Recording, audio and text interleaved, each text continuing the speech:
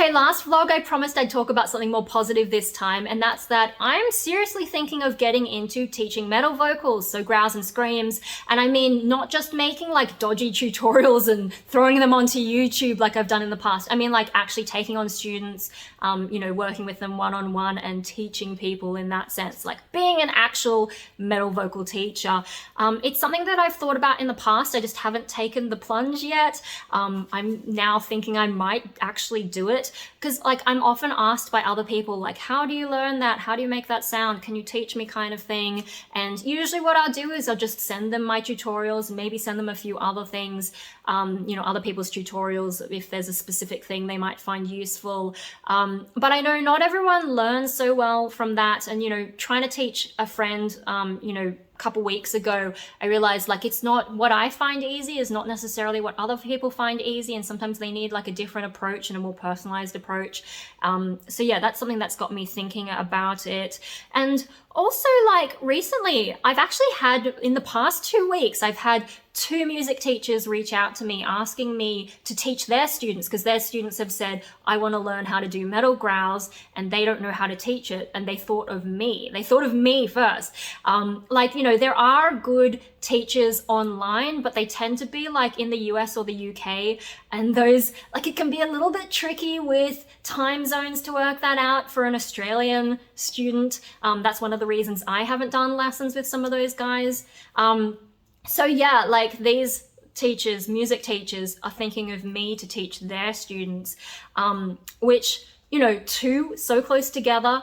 And they're also people I respect. So one of them is a local musician, and he's really amazing. He actually makes his own harps and makes like these electronic harps as well. And like, he's just like a really good musician, really creative. And so like, I know him well, he's a good guy, I respect his opinion and all that, and so he's asking me to teach one of his students, and I'm a bit like, oh gosh, I don't even know where I would start there. But then more recently, I had a former lecturer ask me, like he taught me music in uni, mainly music theory, but he's sort of kept up with the things that I've been doing, and yeah, like he asked me, he's got a student who wants to learn to growl, and he's asked me like, do you know any teachers? Do you teach? Like I said, I've been thinking about it, and he said, you should do it, you'd be good.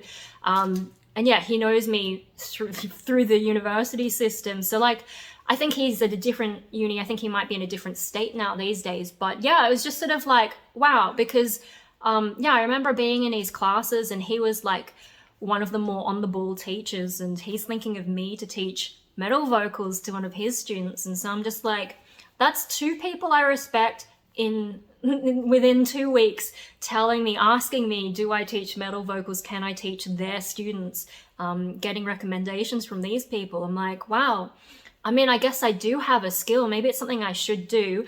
Now, I do have a little bit of nervousness because like, there are some aspects of my own metal vocals that I'm not 100% happy with, and I'm still working out how to do things. Like the false chord, I've gotten pretty good.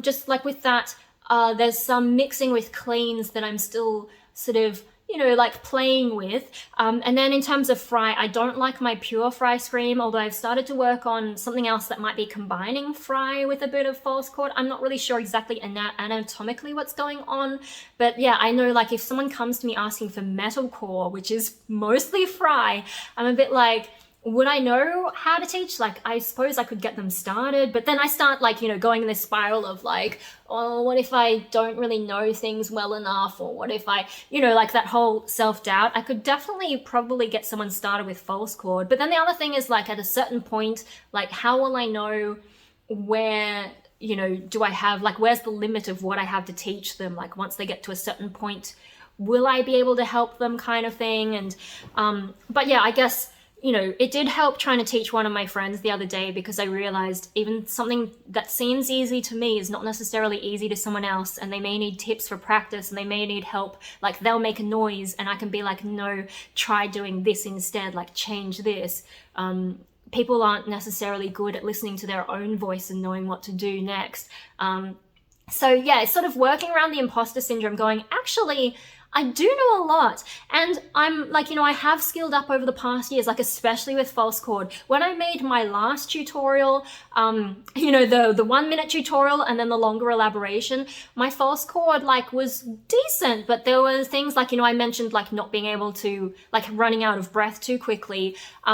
Since then, I've actually like refined my technique, and there are things that I've gotten a lot better at, and so I'm doing less of the breathy stuff, and now I have more control over it, and I realize I actually have gotten good. I have skilled up, and I'm also nerdy enough for this, I think, because I do go and watch what other people are doing, how other people explain stuff, and I'm always like trying to learn how to do more stuff with my voice.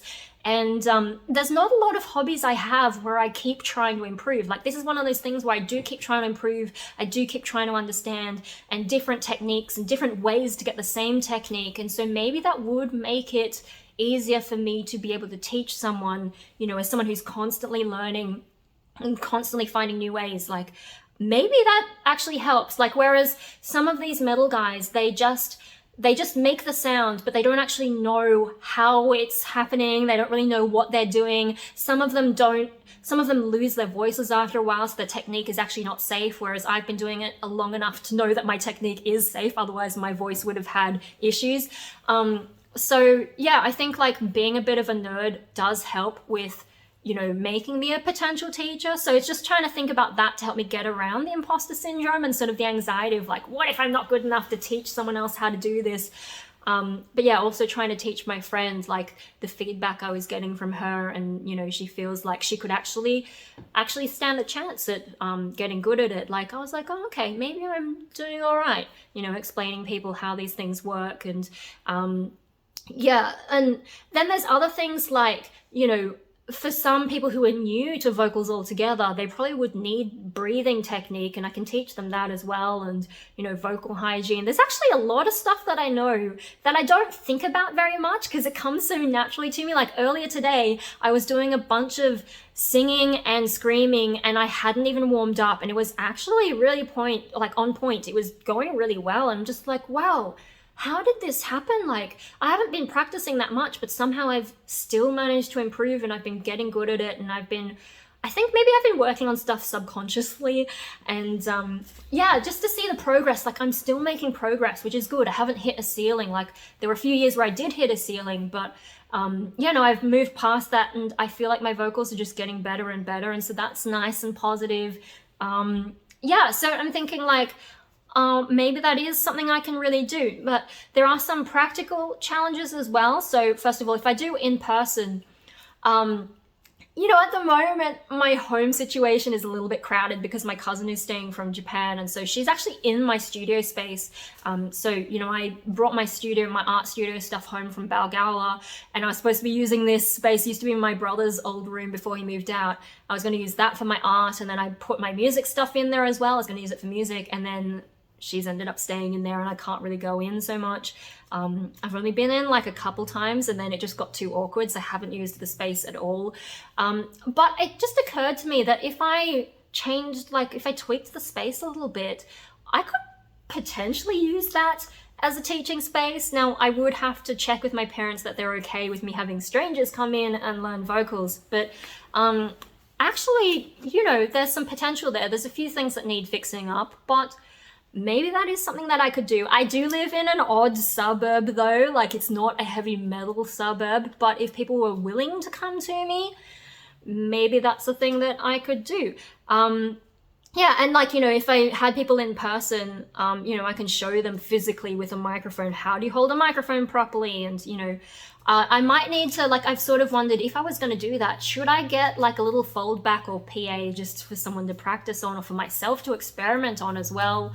That's a little bit of extra money, but maybe I should see if this works first before I start investing extra funds into gear. But yeah, just I could potentially do in-person stuff once I get that space back in July and set it up a bit.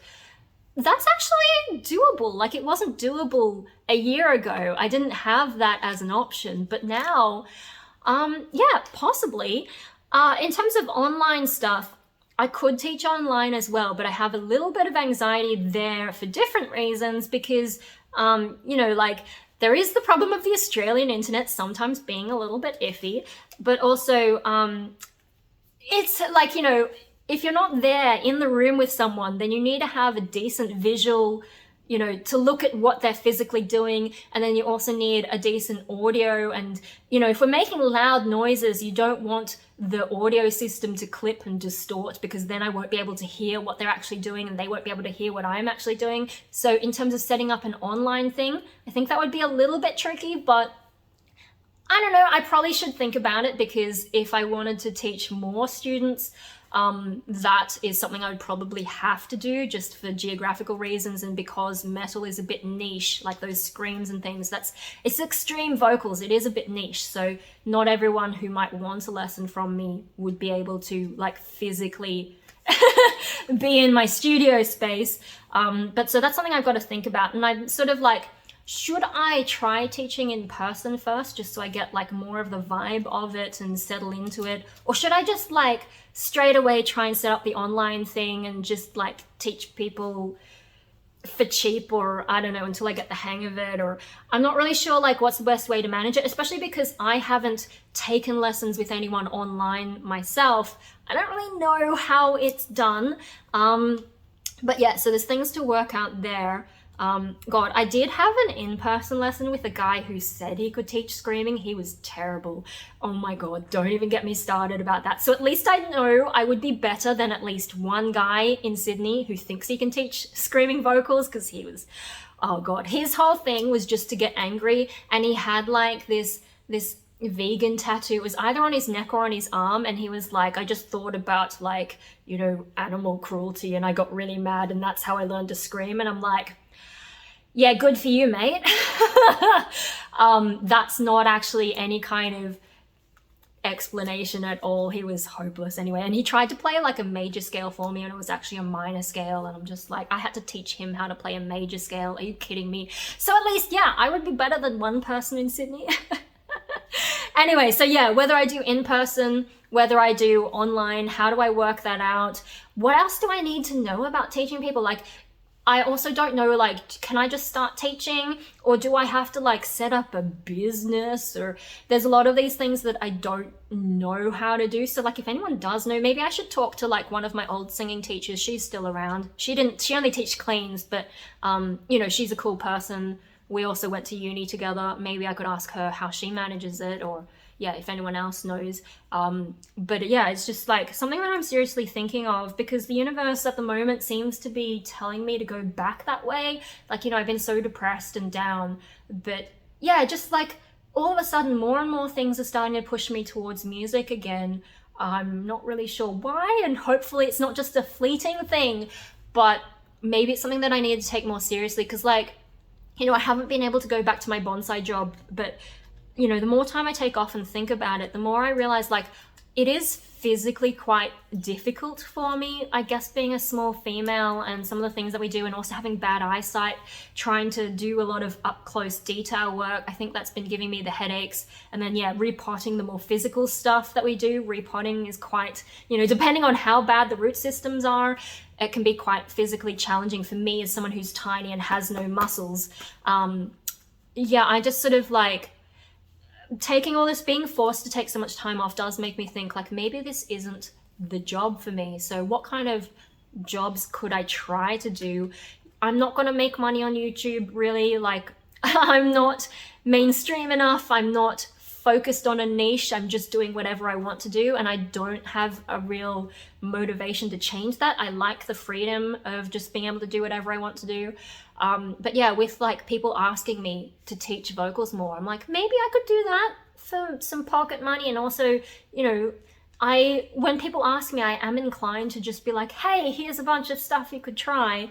Maybe I should formalize that more and, you know, structure things a bit better so that I can actually, you know, instead of just as passing friendship conversation or whatever, or passing, like, you know, my youngest brother, he's got disabilities, and so, you know, I sometimes talk to the carers as they come in and out, and some of them I've accidentally started teaching to growl, because I would greet them with a growled hi and then they try and growl back, and it's kind of funny. So I'm like, oh, I'm already teaching people. Maybe I could just structure it better. and give like a student a bit more of a focused lesson instead of these dodgy ones in passing. If it's something that I'm already doing and it's clearly a skill that I have and it's a skill that other people see in me, maybe it's something I could do. I just got to figure out all the logistics and technical aspects of how I would do it. I'm probably overthinking, like someone else would just start teaching without all this extra thinking, and I'm probably doing too much of that. But I'm a careful person. Maybe being a careful person is another thing that makes me a good potential teacher. So yeah, that's something I'm thinking of. I don't think I'll ever be able to do a lot of it, especially because it is niche. And you know, I do tire from a lot of socializing, but maybe it's something that, yeah, I could, like, it's a skill I have and the universe seems to be driving me that way. I mean, I don't believe in fate or any kind of superstition, but yeah, things about my life, people recognize it as a skill. It's like everything is pushing me that direction at the moment, and I do want to get back into music some more. I think music is one of the few things that makes me feel anything, especially, I've said in the past, on stage. Like, getting the right type of adrenaline seems to be one of the few good feelings I can have. So maybe if I start teaching more, that'll help me get more into a mindset of making more music, and maybe that'll help me eventually get back into a band, back on stage, back doing my thing.